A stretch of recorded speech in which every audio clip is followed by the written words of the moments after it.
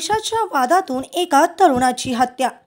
कर्नाटक बेळगावी जिल्हा कुडची येथे सागरनगर अंगणवाडी कंपाऊंडच्या आत पैशाच्या वादातून एका युवकाचा ड्रॅगन चाकूच्या मागच्या बाजूने वार करून खून करण्यात आला। ही खळबळजनक घटना कुडची सागरनगर येथे शनिवार दिनांक 20 जून रोजी रात्री 10:30च्या सुमारास घडली।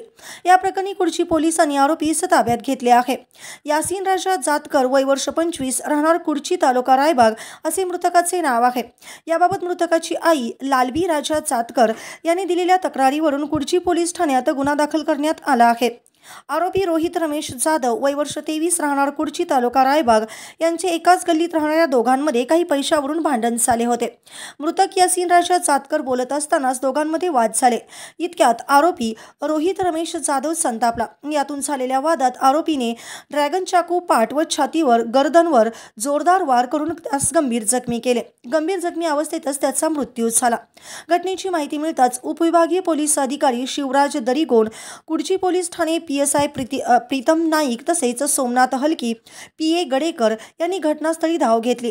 पोलिसांनी तात्काळ आरोपी रोहित रमेश जाधव यास अटक केली आहे।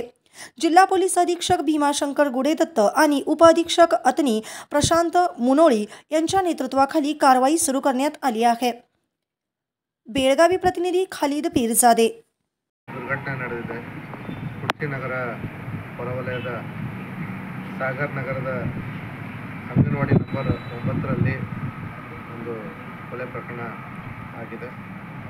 ಈ ವಿಚಾರವಾಗಿ ಏನು ಈಗಾಗಲೇ ಕೊಲೆ ಮಾಡಿರ್ತಕ್ಕಂಥ ರೋಹಿತ್ ಜಾಧವ್ ಅವನೇ ತಾನಾಗಿ ಪೊಲೀಸ್ ಠಾಣೆಗೆ ಬಂದು ಶರಣಾಗತನಾಗಿದ್ದಾನೆ।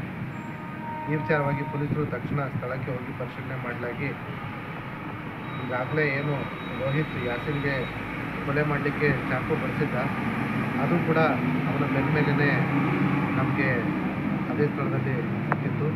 ಅಲ್ಲಿ ರಕ್ತಸಿಕ್ತವಾಗಿ ಬಿದ್ದ ಶವವನ್ನು ನೋಡಿ ಆಮೇಲೆ ಯಾಸಿನ್ ಜಾತ್ಗಾರ್ನ ಕುಟುಂಬದವ್ರನ್ನ ಸಂಪರ್ಕಿಸಿ ಅವ್ರ ಮೇಲೆ ಅವ್ರ ಕಡೆಯಿಂದ ಒಂದು ಕಂಪ್ಲೇಂಟ್ ತೆಗೆದುಕೊಂಡು ನಾವೀಗಾಗಲೇ ಒಂದು ಕೊಲೆ ಪ್ರಕರಣವನ್ನು ದಾಖಲೆ ಮಾಡ್ಕೊಂಡಿದ್ದೀವಿ।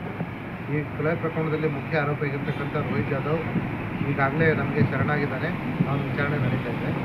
ಇದ್ರ ಜೊತೆಗೆ ಕಂಪ್ಲೇಂಟಲ್ಲಿ ಮತ್ತಿಬ್ಬರು ಆರೋಪಿತರ ಹೆಸರನ್ನು ಸಂಶಯ ವ್ಯಕ್ತಪಡಿಸಿ ಮೃತನ ತಾಯಿ ನಮಗೆ ಕಂಪ್ಲೇಂಟ್ ಕೊಟ್ಟಿದ್ದಾರೆ।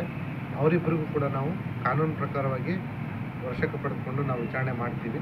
ಅವ್ರ ಪಾತ್ರ ಕಂಡು ಬಂದರೆ ಅವ್ರ ಮೇಲೆ ಕೂಡ ನಾವು ಕಾನೂನು ಕ್ರಮವನ್ನು ತೆಗೆದುಕೊಳ್ತೀವಿ। ಈಗಾಗಲೇ ಈ ಪ್ರಕರಣದಲ್ಲಿ ಆಗಬೇಕಂತ ಪ್ರಾಥಮಿಕ ಕೆಲಸವನ್ನು ನಮ್ಮ ಪೊಲೀಸರು ಮುಗಿಸಿದ್ದಾರೆ।